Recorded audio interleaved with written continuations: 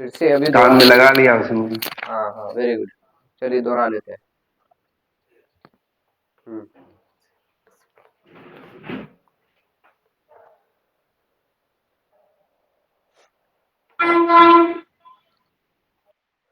पहले का हम लोग बात किए प्रधानमंत्री अन्नदाता आय अन्नदाता। संरक्षण संस्थान। यस। IUCN का फुल संस्थान। फॉर्म होता है international union for conservation of nature and natural resources.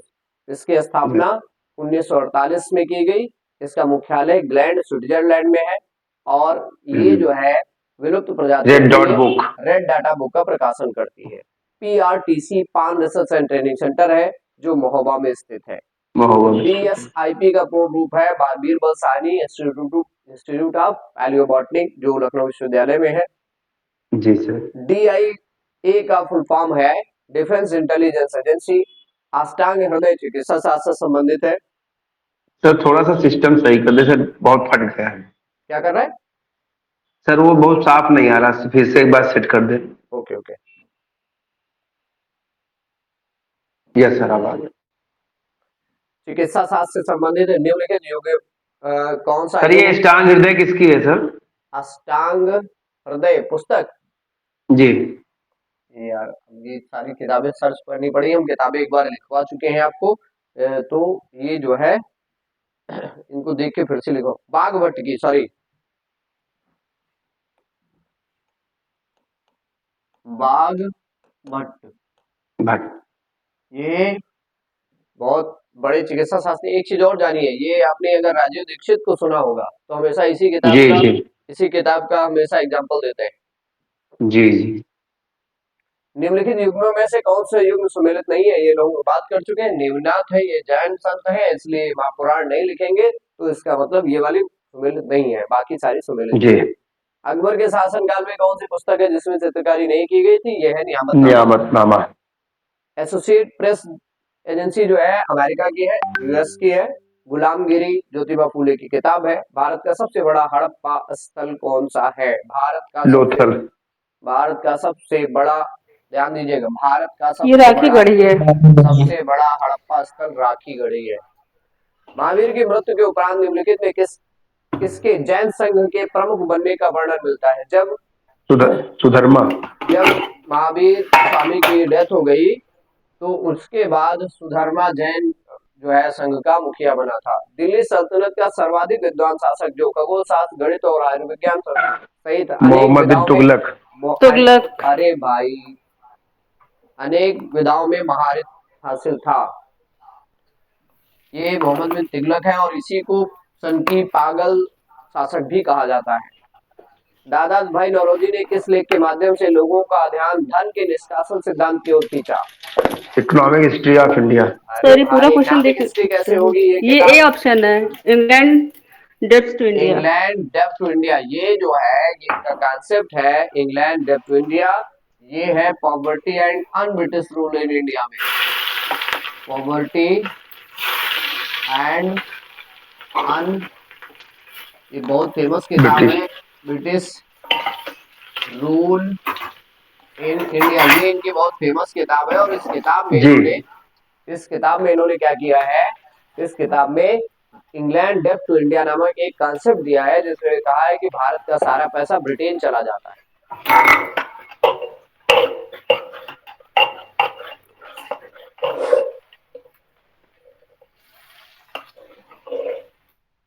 निम्नलिखित में कौन सा स्वदेशी आंदोलन का आलोचक तथा पूर्व और पाश्चात्य के मध्य एक बेहतर संबंध का समर्थक था? किसने जो है?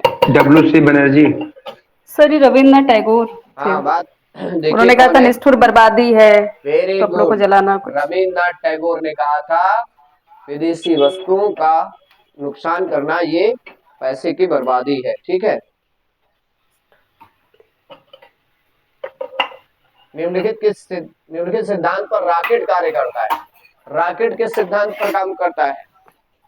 ये रेखी संवेग संरक्षण। देखिए वेरी सी संवेद। ऑप्शन। कलपक्कम सुर्खियों में रहा अपने किस चीज के लिए? परमाणु परमाणु शक्ति पर भी।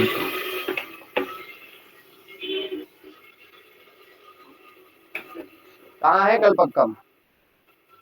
तो केरला के पास तमिलनाडु में अरे है तमिलनाडु में है, शायद। केरला में नहीं। है, तमिलनाडु तमिलनाडु में तमिलनाडु है। में। हाँ, निम्नलिखित में कौन सा युग्म सही सुमेलित नहीं है? एस्कॉर्बिक एसिड, माल्टोस, एसिटिक अम्ल, फार्मिक अम्ल। बताइए इसमें कौन सा मैच नहीं है? सर एसिटिक अम्ल। हैं? सर इसमें एक मिनट, लैक्टिक ये एसिड, हाँ एसिटिक अम्ल, इसमें लैक्टिक अम्ल होता है लैक्टिक दही अम्ल होता है, लैक्टिक एसिड होता है, बाकी सब मिला हुआ है। निम्नलिखित में किस कोशिकांग को कोशिका का पावर हाउस कहते हैं? माइटोकॉन्ड्रिया। माइटोकॉन्ड्रिया। Mitochondria sir. निम्नलिखित में कौन सा विटामिन और उसकी कमी होने वाला रोग सुमेलित नहीं है? देखिए रोग है और बेरी बेरी हाँ? बेरी बेरी बेरी रोग किससे होता है? B1 से होता है ये। हैं? B1 से। वेरी विटामिन B1 से वेरी वेरी रोग होता है और इसमें दिया है राइबोफ्लेविन, तो यही ऑप्शन सही है। ये मतलब B2 आंसर है गलत है तो शायद। ऑप्शन सर आवाज बहुत आ रही है। अरे भाई माइक ऑफ कर दीजिए, किसका माइक ऑन है? आवाज कूटने पीटने की आ रही है। बच्चे मेहनत कर रहे होंगे। अब माइक किसका किसका ऑन है? मेरा सर। सुरेश और प्रकाश का ऑन है। जब बोलना रहे तभी ऑन किया करिए। नहीं सर, मेरा साइलेंट है इधर। साइलेंट नहीं है? सर वो गलती से मेरे से आ रही थी, हाँ मेरे से आ रही थी। कोई बात। निम्नलिखित कथनों का परीक्षण करें और नीचे दिए गए कूट का सही मिलान करें। देवप्रयाग अलकनंदा भागीरथी नदी के संगम पर स्थित है। रुद्रप्रयाग अलकनंदा और मंदाकिनी के नदी के संगम पर स्थित है। अलकनंदा नदी बद्रीनाथ से होकर बहती। केदारनाथ आदि शंकराचार्य द्वारा स्थापित सबसे बड़ी पीठ के रूप में जाना जाता है। बताइए कौन सा? गलत है। तो सी ऑप्शन है? ये 1 2 3 सही है। 1 2 3 सही है। Yes sir. केदारनाथ सबसे बड़ी पीठ नहीं मानी नहीं है। जाती है। ठीक, शंकराचार्य ने 4 जो है पीठें स्थापित की थी 4 दिशाओं जी। में। उसमें थी बद्रीनाथ, द्वारिका, जगन्नाथ और श्रृंगेरी। श्रृंगेरी पीठ ये बड़ी 4 पीठें स्थापित की थी। कालपुंग जल विद्युत परियोजना कहाँ पर है? कालपुंग जल विद्युत परियोजना कहाँ पर है? कालपुंग सर जल अंडमान विद्युत निकोबार परियोजना में। अंडमान निकोबार द्वीप में है। अर्चना पेपर सॉल्व कर चुकी है। सर मैंने हाँ मैंने ये आज ही सॉल्व किया था इत्तेफाक मुझे से। लग गया। हाँ, उत्तर प्रदेश में अमनगढ़ टाइगर रिजर्व निम्नलिखित में किस टाइगर रिजर्व का हिस्सा है? अमनगढ़। ये कार्बेट का है। हाँ, जिम कॉर्बेट का ही हिस्सा है अमनगढ़। उत्तर प्रदेश में परमाणु ऊर्जा केंद्र स्थित है, कहाँ है बताइए? नरौरा। नरौरा में है। किस जिले में है? ये बुलंदशहर में है। Very good. बुलंदशहर। भारत के निम्नलिखित में से किन राज्यों में थारू जनजाति निवास कर रही है? उत्तराखंड, भारत के उत्तर निम्नलिखित प्रदेश। में उत्तराखंड और उत्तर प्रदेश। है? उत्तराखंड और उत्तर प्रदेश। Very good. उत्तर प्रदेश के किस जिले में सबसे ज्यादा है? सर ये very good, Lakhimpur Lakhimpur. Good. Bharat के संविधान सभा का गठन किया गया था? भारत स्वतंत्रता अधिनियम के अंतर्गत। है? कैबिनेट सर मिशन भारत के अंतर्गत। स्वतंत्रता। अरे बाप रे, ये तो B option, cabinet mission. B option भी B. Cabinet mission. Cabinet mission. Cabinet mission 1946 में पहली बार भारत में संविधान बनाने के लिए संविधान सभा के गठन की अनुमति दी गई और इस आधार पर भारत में संविधान सभा बना। जो संविधान सभा बना था उसका काम था कि भारत के लिए भारतीय लोगों से मिलाकर संविधान का निर्माण करना। अब आप लोग ये बताइए, क्योंकि ये बताया जा चुका है कि संविधान सभा में कितने सदस्य शामिल थे? 273। अरे बाप रे, ऐसे करेंगे? 389, 389 मेंबर्स थे। निम्नलिखित कथनों पर विचार कीजिए। संविधान के अनुच्छेद 32 को डॉक्टर भीमराव अंबेडकर ने इसकी आत्मा कहा। अनुच्छेद 32 मौलिक अधिकारों के अतिक्रमण के विरुद्ध प्रभावी उपचार का प्रावधान करता है। तो बताइए कौन सा सही है? ए सही है सर। हाँ? ए सही है। अंबेडकर ने कहा है ये संविधान की आत्मा है, लेकिन अगर अंबेडकर ना कहें तो कहा जाए कि संविधान की आत्मा है तो क्या होगा? मौलिक अधिकार। प्रस्ताव। अरे भाई, प्रस्तावना। इतना प्रस्तावना होगा। जब अंबेडकर नहीं जी, होंगे प्रस्तावना। तो फिर संविधान की आत्मा क्या होगी? फिर प्रस्तावना होगी। प्रस्तावना। लेकिन जब अम्बेडकर कहेंगे तो अनुच्छेद 32 को, अनुच्छेद 32 है संवैधानिक उपचारों का अधिकार, यानी कि मौलिक अधिकारों के उल्लंघन की दशा में मौलिक अधिकारों की सुरक्षा की जिम्मेदारी सर्वोच्च न्यायालय की है। इसे संवैधानिक उपचारों का अधिकार कहा जाता है। राइट, तो इसमें आंसर ए सही है। भारतीय संसद के दोनों सदनों की संयुक्त बैठक के संबंध में होती है संविधान संशोधन वित्त विधेयक, है। वित्त विधेयक, वित्त वित्त विधेयक। साधारण विधेयक होगा। अर्चना ने सॉल्व किया है। नहीं सर, ये क्वेश्चन तो वैसे भी मुझे आ रहे, कुछ कुछ तो आ ही रहे अच्छा थे। ठीक है। और ये रुपेश कैसे भूल गए? ये बताइए, ये किस किस अनुच्छेद का हिस्सा है? 108। वेरी गुड, अनुच्छेद 108। तो चंद्रप्रकाश जी, इसके अनुच्छेद 108 के बारे में डिटेल बताइए। सर, संसद के दोनों सदनों की संयुक्त बैठक राष्ट्रपति बुलाता है। क्यों बुलाएगा? सर, जब किसी विषय को लेकर मतभेद होगा। कहा किसी विषय को लेकर मतभेद होगा? सर, हाँ सर, किसी विधेयक को लेकर जो मतभेद होगा। किसके मध्य मतभेद होगा? राज्यसभा और लोकसभा के लिए। वेरी गुड, तो कौन बुलाएगा इसको? राष्ट्रपति बुलाएगा और अध्यक्ष कौन? लोकसभा अध्यक्ष अध्यक्षता करेगा। यानी कि संसद के दोनों सदनों की संयुक्त बैठक सिर्फ और सिर्फ जो है साधारण विधेयक पर मतभेद होने की स्थिति में बुलाया जाता है, और बुलाएगा हमेशा राष्ट्रपति, अध्यक्षता हमेशा करेगा लोकसभा अध्यक्ष। अंडमान निकोबार द्वीप पर निम्नलिखित उच्च न्यायालयों में से किस एक उच्च न्यायालय का क्षेत्राधिकार है? कोलकाता। कलकत्ता उच्च न्यायालय का क्षेत्राधिकार है। ठीक है। भारत के महान्यायवादी के संबंध में निम्नलिखित में कौन सा कथन सही नहीं है? ध्यान दीजिए। उसे संसद में मत देने का अधिकार नहीं है। आया, एक मिनट। हाँ, वह मंत्रिमंडल का सदस्य नहीं है। Yes sir. उससे संसद के दोनों सदनों में बोलने का अधिकार है। यस उससे सर। संसद में मत देने का अधिकार है। गलत। उस उपयुक्त में से कोई नहीं। उपयुक्त में से कोई नहीं। तो ये गलत है सर। नहीं, ये उपयुक्त नहीं, गलत है, ध्यान दीजिए। लेकिन ये क्या कह रहा है? उपयुक्त में से कोई नहीं, जबकि ये तो सही है। तो आंसर आपका क्या होगा? सी। आंसर ये होगा।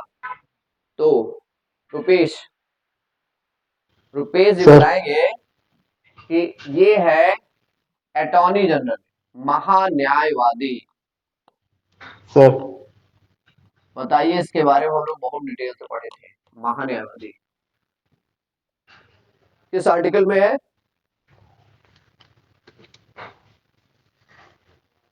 सर याद नहीं है सर। आर्टिकल 76 में है। भारत का महान्यायवादी होगा राष्ट्रपति। ऐसे व्यक्ति को जो सर्वोच्च न्यायालय के न्यायाधीश नियुक्त होने की योग्यता रखता होगा, उसे भारत का महान्यायवादी नियुक्त करेगा। यानी कि इसकी जो एलिजिबिलिटी है, जो योग्यता है, वो सर्वोच्च न्यायालय के न्यायाधीश नियुक्त होने के बराबर है। सर, ये जो महान्यायवादी नियुक्त किया जाएगा, ये भारत सरकार के जितनी भी लीगल प्रोसीजर्स होंगी, सरकार ये सबसे बड़ा सरकारी वकील होता है भारत का। तो इसे सर विधिक सलाहकार सब, ये प्रथम विधिक सलाहकार। इसको प्रथम विधि सलाहकार नहीं, प्रथम विधि अधिकारी कहा जाता है। हाँ ये भारत का प्रथम विधि अधिकारी होता है। इसे संसद के दोनों सदनों में वो पार्टिसिपेट का अधिकार होता है, प्रश्न पूछने का अधिकार होता है, लेकिन ये मतदान नहीं कर सकता क्योंकि संसद का मेंबर नहीं होता है। राइट सर, राज्य के संदर्भ में कौन होगा यही पद? अरे ये तब वो होता है advocate general. Advocate general. Advocate general होता है। एडवोकेट जनरल को बोलते हैं महाधिवक्ता। महाधिवक्ता। कौन है इस समय? आशीष मिश्रा। अरे क्या नाम भाई, है? अजय मिश्रा। नहीं, अरे सर, अजय मिश्रा। अजय मिश्रा। इतनी जल्दी भूल जाते हैं भाई।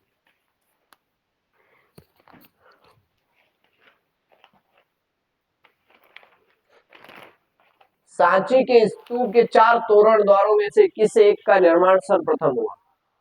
पहली चीज ये बता दीजिए, छोड़ दिए। सांची का जो तोरण द्वार था, उसका निर्माण किसने करवाया था? बस यही बता दीजिए, क्योंकि इतने ही आपके लिए इंपॉर्टेंट है।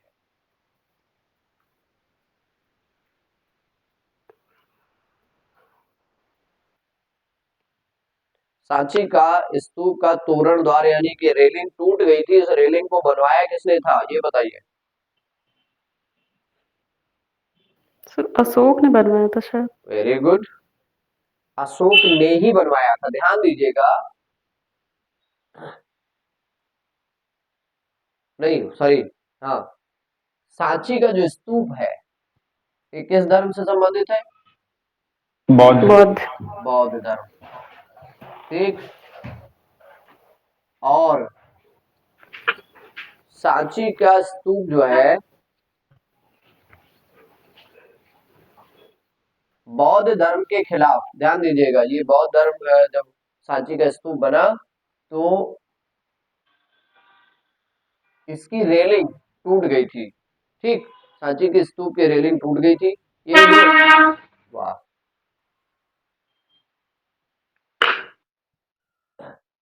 जो बौद्ध ग्रंथ है महावंश और दीपवंश, दीपवंश और महावंश में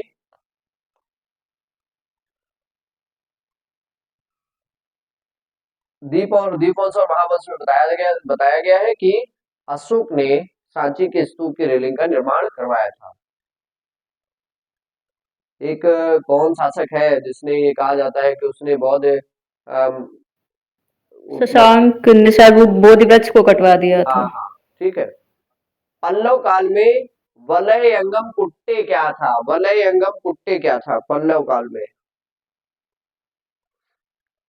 तालाब था सर। तालाब था।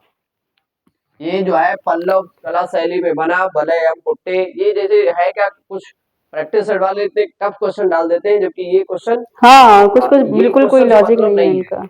चित्रकला पढ़ने की को नहीं मुगल मिली। शैली को आरंभ किया, चित्रकला की मुगल शैली को आरंभ किया था, जहांगीर। ध्यान दीजिए, ये हुमायूं ने आरंभ किया शुरू किया पूछ था। रहा है। हुमायूं अगर चित्रकला ये पूछे कि चित्रकला शुरू जो है चरम किसके समय था, तो चरम जहांगीर के समय था, लेकिन ये कहता सर, ये है हुमायूं ने आरंभ शुरू किसने किया था। हुमायूं ने भारत में मुगल शैली की चित्रकला की शुरुआत की थी। श्रीनगर कश्मीर स्थित पत्थर मस्जिद का निर्माण किसने करवाया था? श्रीनगर में पत्थर की मस्जिद का निर्माण किसने करवाया था? नूरजहां ने। नूरजहां ने करवाया था। रामनगर बनारस में रामलीला का मंचन कितने दिन पर होता है? 31 दिन पर। अगस्त 31 दिन तक चलता है या फिर 31 दिन? सर 31 दिन तक चलता है ना? 31 दिन होता है। अगस्त 2023 में किसे वर्ल्ड प्रोफेशनल रेसलिंग हब का ब्रांड एम्बेसडर नियुक्त किया गया? डी ऑप्शन था संग्राम सिंह। प्रैक्टिस किए रहेंगे तो आसानी से, जैसे ये अर्चना कर रही है ऐसे आप पेपर में करते रहेंगे। जी। 13 से 17 जून 2023 के मध्य चेन्नई भारत में आयोजित SDAT WSF स्क्वैश विश्व कप 2023 का खिताब किसने जीता? इजिप्ट ने जीता था, मिस्र ने जीता था। जुलाई 2023 में फीफा पुरुष विश्व रैंकिंग जारी की गई, इस रैंकिंग में भारत को कौन सा स्थान दिया गया है? 99। जून 2023 में संपन्न बैडमिंटन प्रतियोगिता सिंगापुर ओपन 2023 का खिताब किसने जीता? Anderson Antonsen. Anthony Sinisuka Ginting. ये जो है गिंटिंग, ये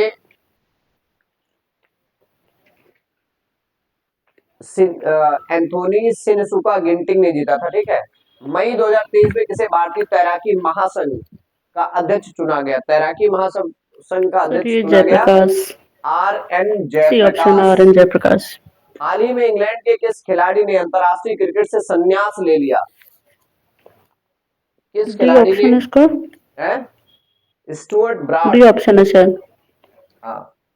ऑस्ट्रेलियाई think tank institute of economics and peace द्वारा जारी वैश्विक शांति सूचकांक में भारत का कौन सा स्थान है? ग्लोबल पीस 126वां है इंडेक्स। ग्लोबल पीस इंडेक्स में भारत का स्थान कौन सा है? 126। करंट आइसलैंड प्रथम। ऐसा करंट अफेयर ये लोग बनाते हैं प्रैक्टिस सेट वाले कि कोई सॉल्व ही नहीं कर पाए। भारत और इस प्रैक्टिस सेट में सच ऐसे ही है, जैसे ये शांति वाला तो ठीक है, पर बाकी क्वेश्चन बड़े अजीब गरीब होते ही नहीं है। इस तरीके के करंट अफेयर नहीं आते। भारत जबकि और मैंने दोनों दृष्टि पढ़ रखी है, हाँ, तब भी भारत नहीं हो और पाते। मंगोलिया के मध्य वार्षिक प्रशिक्षण कार्यक्रम नोमैडिक एलिफेंट उलन 2023 का बटार आयोजन कहाँ मंगोलिया, पर किया गया? ए ऑप्शन सर इसका। उलन बटोर मंगोलिया। उत्तर प्रदेश के किस जिले में कुत्तों पर शोध करने वाला देश का पहला कैनाइन सेंटर मेरठ। बनाया गया है? बरेली में बनाया गया है। बरेली जिले में कुत्तों पर शोध करने के लिए कैनाइन सेंटर बनाया गया है। जून 2023 में भारतीय रिजर्व बैंक का एक उप कार्यालय कहाँ खोला गया? उप कार्यालय कहाँ खोला गया? कोहिमा। कोहिमा कहाँ है बताइए? कोहिमा सर नागालैंड, अरुणाचल, अरुणाचल प्रदेश। अरुणाचल प्रदेश में। नहीं, एक मिनट सर, कंफ्यूजन हो रहा है। नागालैंड में। नागालैंड की नागालैंड में कैपिटल है क्या सर, है? हाँ। नागालैंड की राजधानी कोहिमा है। ठीक अरे है। भाई, इतना भूलेंगे। दूध और पानी हाँ के सर, मिश्रण नागालैंड की का राजधानी परिमाण कोहिमा। 60 लीटर है, ध्यान दीजिए। इनको इसमें छोड़ पानी दिया। 10% है और इसमें 12 लीटर। कितना पानी मिलाया जाना चाहिए ताकि पानी 25% हो जाए? 12 लीटर। अच्छा, इसको तो कर सकते थे। अच्छा, ये तो इन्होंने सॉल्व कर लिया है। सॉल्व किया है ना? जी सर, कितना आया? 12 लीटर। कैसे आया इन लोगों को बता दो। सर 12 आया कि नहीं है? है? सर 12 लीटर है। अरे वही तो मैं कह रहा हूँ, जैसे मान लो कह रहा है 60 लीटर का है दूध और पानी के मिश्रण का परिमाण क्या है? 60 60 लीटर का है सर टोटल। 10% हो गया, 6 लीटर हो गया। सुनिए तो 60 लीटर है उनका 60 का 10% 6 लीटर हो हाँ गया। ठीक है, 6 लीटर हो गया। अब सर 6 लीटर को ये बता रहा है ये 25% करना है, तो जो 54 बचा हुआ है वो 75% हो गया। हाँ, अब 25% लाने के लिए इसको इक्वल कर देना है। मतलब जुगाड़ से किए हैं। जय सर, जुगाड़ से है। हाँ, 47 में देखिए कौन सा सही है? 58। 58 है। कितने छात्रों ने 135 से अधिक अंक प्राप्त किए? यदि एक गोले का व्यास 63 सेंटीमीटर है तो गोले का कुल पृष्ठीय क्षेत्रफल क्या होता है? ये डायरेक्ट सूत्र लगता है। तो लगता है हाँ, तो इसका क्षेत्रफल कितना होगा? 12,474 यहाँ कैलकुलेट करना चाहिए। स्क्वायर मीटर, यही होगा। 6,000 की राशि दो समान वार्षिक किस्तों में चुकाई जानी है। प्रत्येक किस्त का भुगतान प्रत्येक वर्ष के अंत में किया जाना है। यदि ब्याज 2% प्रतिवर्ष की दर से वार्षिक रूप से चक्रवृद्धि किया जाता है तो प्रत्येक किस्त कितने की होगी? 3090 है? 3090। बहुत सही, मैथ में आप ही माहिर हमें लगा।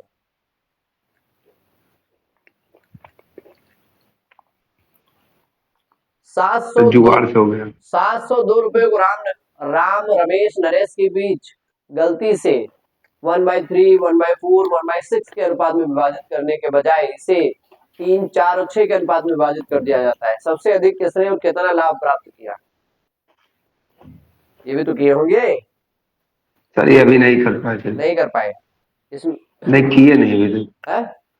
इसमें 168 है, नरेश को सबसे ज्यादा लाभ प्राप्त हुआ। चलिए, जीएस का खत्म हो गया। संलग्न का अंग्रेजी रूपांतरण है? एंडोर्समेंट। इनक्लोज्ड। इनक्लोज्ड होगा ना संलग्न। इनक्लोजर को क्या बोलते हैं बताइए? है? संलग्न। हाँ, संलग्नक बोलते हैं। तो ये है क्या?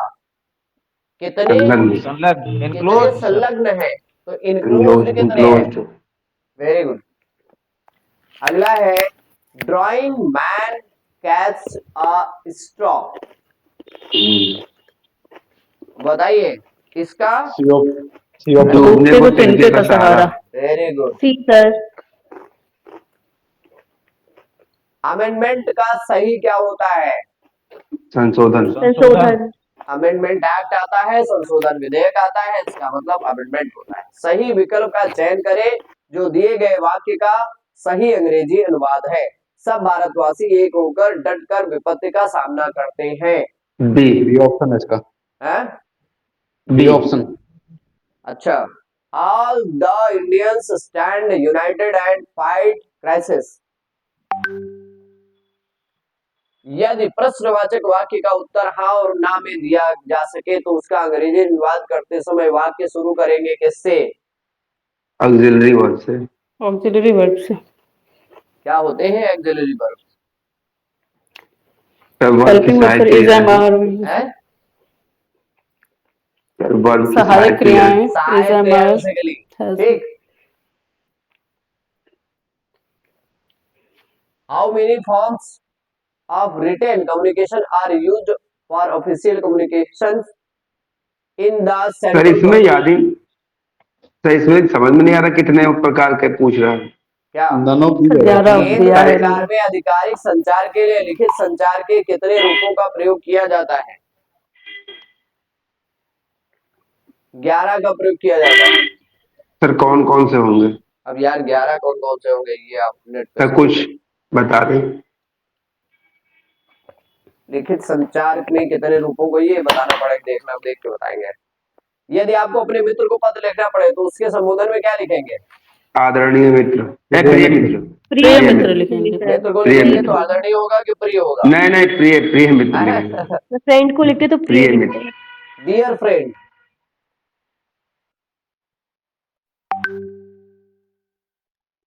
किसी राजपत्रित अधिकारी की नियुक्ति, पदोन्नति, अवकाश स्वीकृत, उसके स्थानांतरण की सूचना को राजपत्र में प्रकाशित करने के लिए किस पत्र का प्रयोग किया जाता है? बताइए कौन सा पत्र होता है? अधिसूचना। अधिसूचना जारी होती है। Very good. छोटे संबंधियों को पत्र में संबोधन में क्या लिखेंगे? सर क्या? चिरंजीव। फिर से सर। चिरंजीव। चिरंजीव। कार्यालय आदेश में अधिकारी का हस्ताक्षर किस स्थान पर आएगा? नीचे सर। नीचे, दाहिनी तरफ। दाहिनी ओर। दाहिनी तरफ। विदेशी सरकारों के साथ पत्राचार के लिए निर्देश जारी करने के लिए कौन सा सरकारी कार्यालय जिम्मेदार है? विदेश मंत्रालय। विदेश मंत्रालय। विदेश मंत्रालय। मुझे कल 2 किलो लीची खरीदने हैं, कोई त्रुटि नहीं। मुझे कल 2 किलो लीची खरीदने हैं। खरीदनी है। लीची खरीदने हैं, सी। तो गलती कहाँ पर है? कह रहा है गलती सी कहाँ में। है? सी है, सी में। सी में खरीदनी है। वाक्यों का वर्गीकरण कितने प्रकार से होता है? अर्थ के आधार पर, रचना के आधार पर। 2 प्रकार से। शुद्ध वाक्य छाटिए। कई रेलवे के कर्मचारियों की गिरफ्तारी हुई। इस समय आपकी अवस्था 40 वर्ष की है। हम तो अवश्य ही जाएंगे, मैं हल करने की तलाश में हूँ। बताइए कौन सा सही है? बी सही है इसका सर। बी ऑप्शन ठीक है। बी। ढूंढना है आपको, शुद्ध वाक्य ढूंढना है।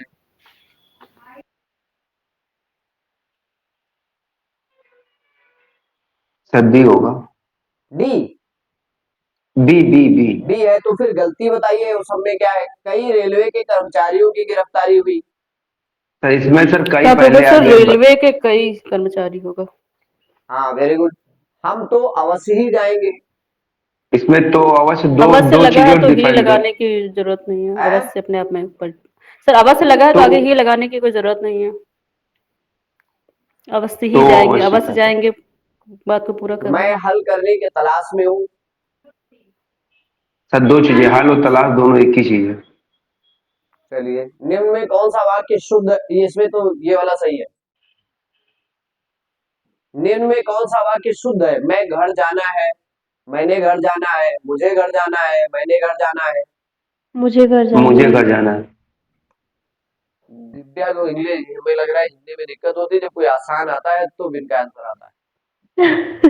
हाँ दिव्या, सर। दिव्या हिंदी पे थोड़ा फोकस करिए, ठीक है? जी सर। खूब प्रैक्टिस चालू करिए। ठीक है सर। निम्नलिखित प्रश्न में 4 विकल्पों में से उस सही विकल्प का चयन करें जो शुद्ध वाक्य का सबसे अच्छा विकल्प है। 2 लड़के इधर आ रहे हैं, 2 लड़का उधर आ रहे हैं, 2 लड़के ए ऑप्शन इधर आ होगा रहे हैं, 2 लड़का ए। इधर आ रहा है। ए, दो लड़के इधर आ रहे हैं। अच्छा ठीक है, सब लोग शांत रहिएगा। दिव्या बताओ कौन सा सही?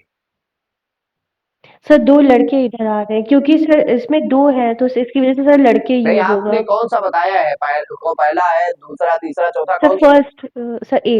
ए सही है, तो सी क्यों नहीं सही? बताइए, दिव्या बताएंगे खाली। 2 लड़के इधर आ रहे हैं।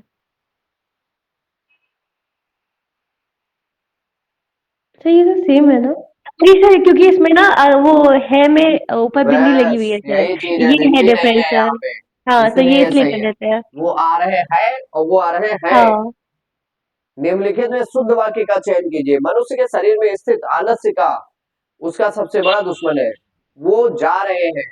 सुबह की हवा स्वास्थ्य के लिए अच्छी होती है। उन्होंने छक कर पेट भर खाना खाया। छक कर भी और पेट भर भी खाया खाना। तो कौन सा सही है? सर शक्कर और पेट ये भर ऑप्शन कर होगा। तो सेम नहीं ही तो चीज है। आप शुद्ध वाक्य का ए चयन ऑप्शन करें। सही होगा। सुबह अच्छा, सुबह की ये हवा होगा। स्वास्थ्य के लिए अच्छी मनुष्य होती है। जी के सर। शरीर हाँ में स्थित आलस्य उसका सबसे बड़ा ए दुश्मन सही होगा। है। ए सही है। मनुष्य के शरीर में स्थित होने से इसका हाँ सर ए सर। ठीक है। स्वास्थ्य के लिए अच्छी नहीं, लाभदायक होती है। नहीं सर, ये सेंटेंस नहीं, पर स्वास्थ्य जो लिखा हुआ है सर स्पेलिंग मिस्टेक है। हाँ, स्वास्थ्य सही। आधा था होता है। जी।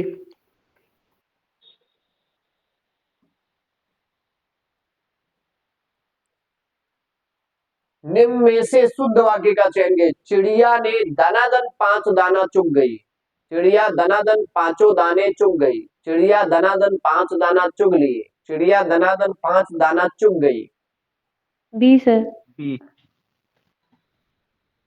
बी, चिड़िया दनादन 5 दाने चुग गई। जी सर बी। Very good. 5 दाने होंगे, 5 दाना नहीं होता। उसकी ख्याति सारे देश भर में फैली हुई है। सारे देश भर में फैली हुई है। वाक्य में कौन सा भाग गलत है बताइए?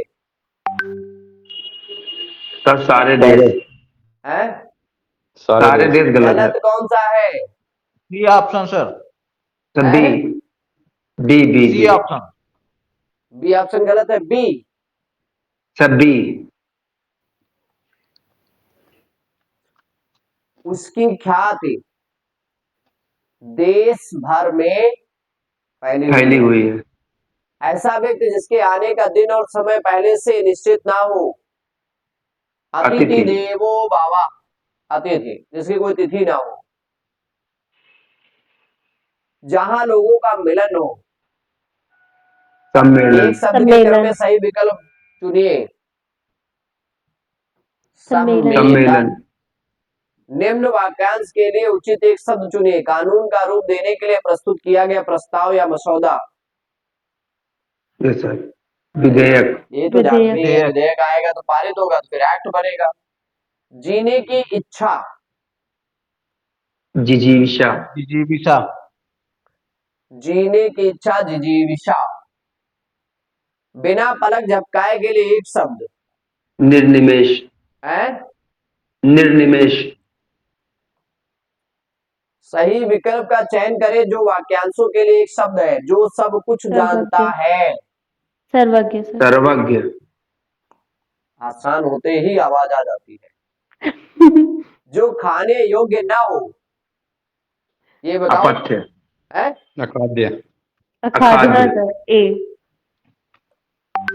जिसके पार देखा जा सके।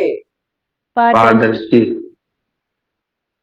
पारदर्शक, पारदर्शन, पारदर्शनी, अपारदर्शक। बताइए। पारदर्शक। है? पारदर्शक। पारदर्शक। पारदर्शक। पानी पीकर जात पूछना। काम निकलने के बाद पूछना। पानी पीकर जात पूछना का मतलब है काम निकल गया फिर सोच रहे हैं। बाय बाय नहीं जानते। होनहार विद्वान के होत चिकने पात। जी। होनहार बालक सुंदर होता है। सुंदर बालक होनहार होता है। होनहार बालक के गुण बचपन से ही दिखाई देने लगते हैं। सी सर सी। सी सी। रास्ता देखना मुहावरे का अर्थ। प्रतीक्षा करना। रास्ता देखने मुहावरे का अर्थ प्रतीक्षा करना। प्रतीक्षा करना। आंख का अंधा नाम नयन सुख। नयन सुख। क्या होगा? गुण के विरुद्ध। है? गुण के विरुद्ध नाम होना। किताब का कीड़ा होना। बहुत अधिक पढ़ने वाला। सर अब हम डिफिकल्ट भी बता रहे हैं। क्या? हम अब डिफिकल्ट भी बता रहे हैं। अच्छा, टिपिकल भी बता रही हो। बहुत सही है। हाँ टिपिकल है सर। तो फिर अभी अभी रुक जाइए। आपके टिपिकल होगा तो नहीं पूछेंगे। नहीं सर। चलिए, गोटी लाल करना, यही आसान है, बता दीजिए, आपके लिए आसान हो सकता है, बताइए तो। गोटी लाल करना सर। मन न लगना, क्रोध को दबा देना, रूठ कर न बोलना, अपना बी प्रयोजन सर, सिद्ध करना। बी। अपना प्रयोजन सिद्ध करना, गोटी लाल करना। डी। आप काज महाकाज, बताइए, आप काज महाकाज, अपना काम बनता, जनता। बताओ क्या है, इसका क्या होगा?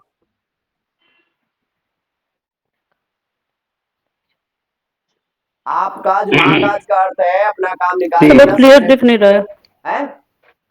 अपना काम स्वयं करना चाहिए। अपना क्लियर काम दिख नहीं रहा, वैसे अपना मरने काम के बाद स्वयं करना कौन चाहिए देखने ऐसा आता है कुछ। कि क्या हुआ, काम को अपने आप करना सबसे अच्छा होता है सब। जी। बात का धनी होना, बात का धनी बात होना, का पक्का, वादे का पक्का, वादे का पक्का, वायदे का पक्का।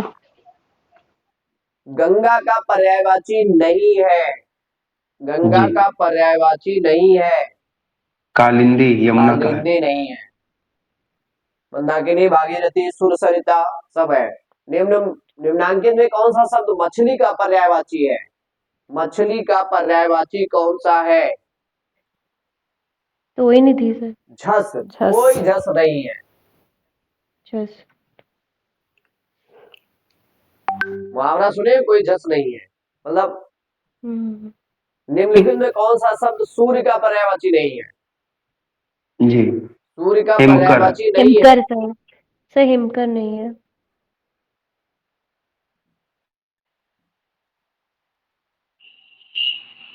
अंधकार शब्द का पर्यायवाची शब्द नहीं है, अंधकार शब्द का पर्यायवाची नहीं है।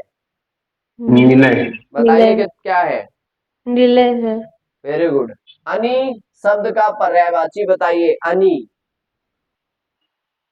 अनि। अनि मीन्स होता है सेना, चतुरांगनी, सुना है चतुरांगनी सेना?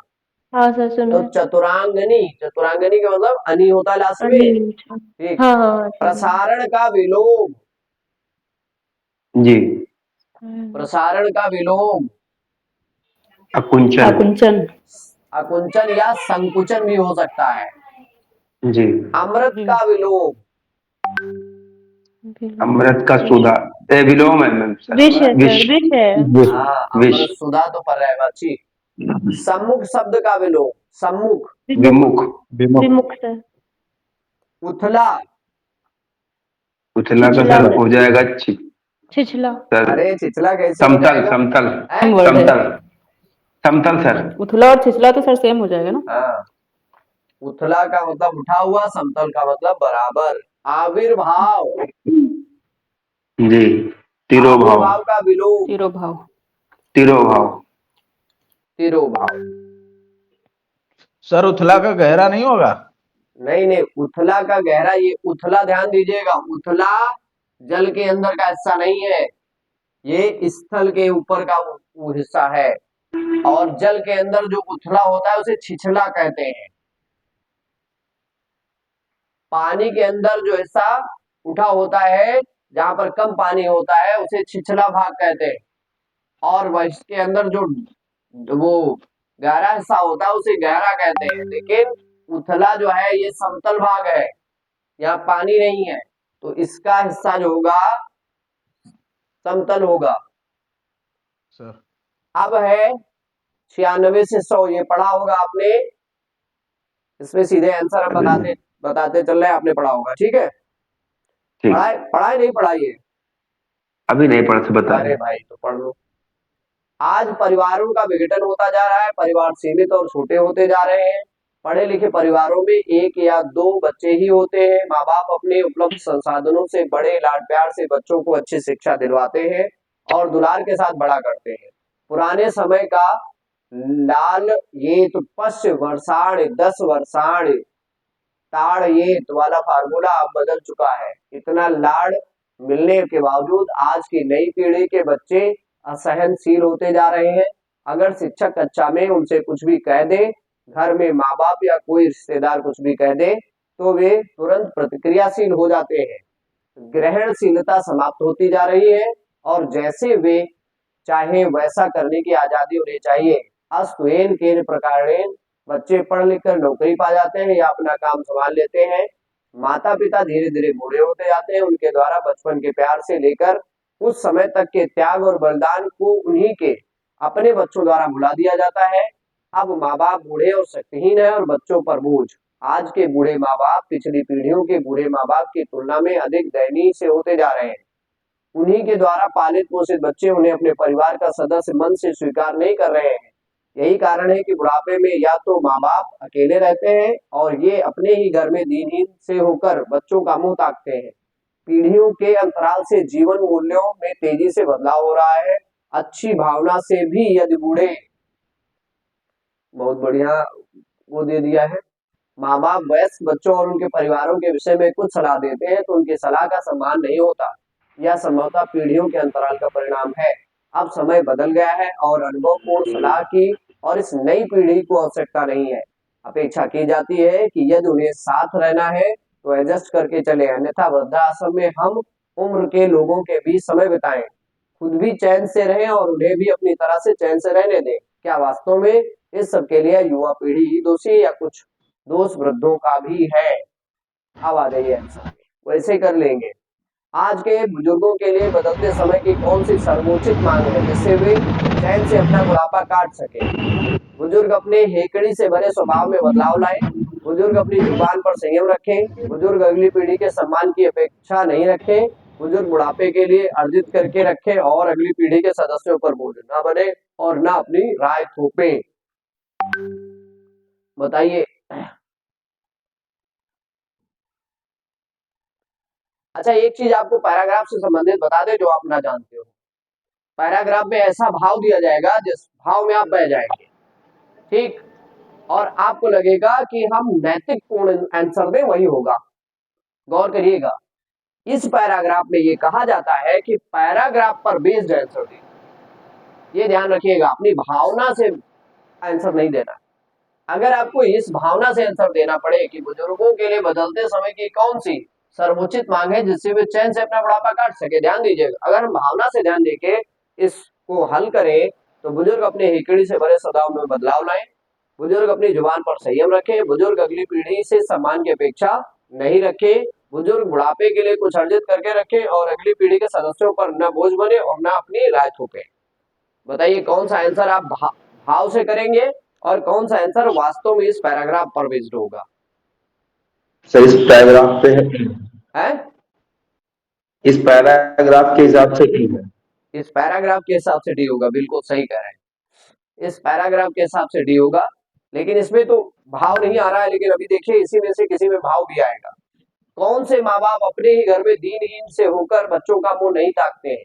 इनमें से कोई नहीं, जिनके पास आमदनी का कोई स्रोत नहीं है, जिनके बच्चे संस्कारहीन हैं और माँ बाप समझदार नहीं है। जो माता पिता बदलते समय के साथ साथ अपने आप को बदल लेते हैं और बहू बेटों और उनके परिवार को उचित सम्मान देते हैं। देखिए 97 है, इसमें देखिए क्या है, इसमें क्या होना ऑप्शन होगा सर, है? B option. बी,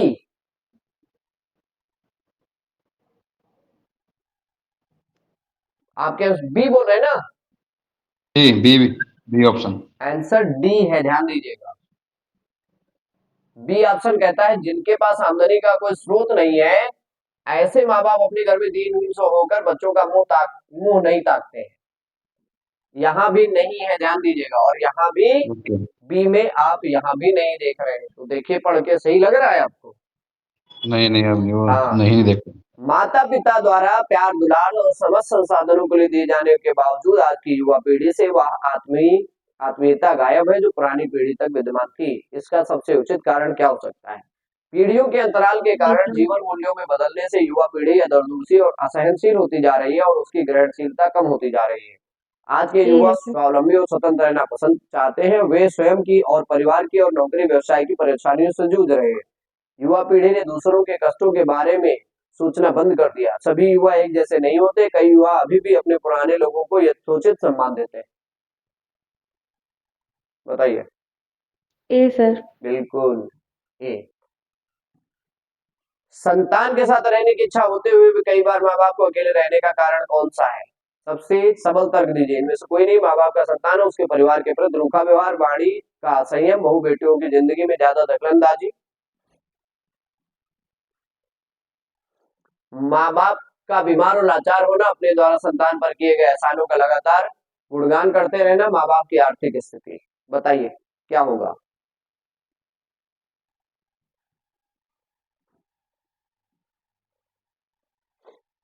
इसमें आंसर कौन होगा? माँ बाप के संतान और उसके परिवार के प्रति रूखा व्यवहार, वाणी का संयम, बहु बेटों की जिंदगी में ज्यादा दखलंदाजी।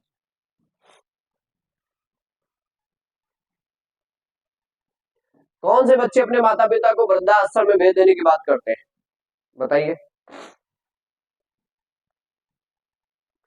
जो माँ बाप बहु बेटों को परिवार का सहारा बनकर रहते हैं और अपना अभिमत उन पर नहीं थोपते, जिनके माँ बाप बच्चों और उनके परिवारों को यथोचित सहारा और सम्मान देते हुए अपना जीवन शांति से बिताते हैं। जो बच्चे संस्कारहीन, अविवेकी होते हैं और जो अपने भविष्य को नहीं देख पाते, जिन माता पिता द्वारा बच्चों को सही संस्कार दिए गए हैं और जो स्वयं संपन्न है। बताइए कौन सा?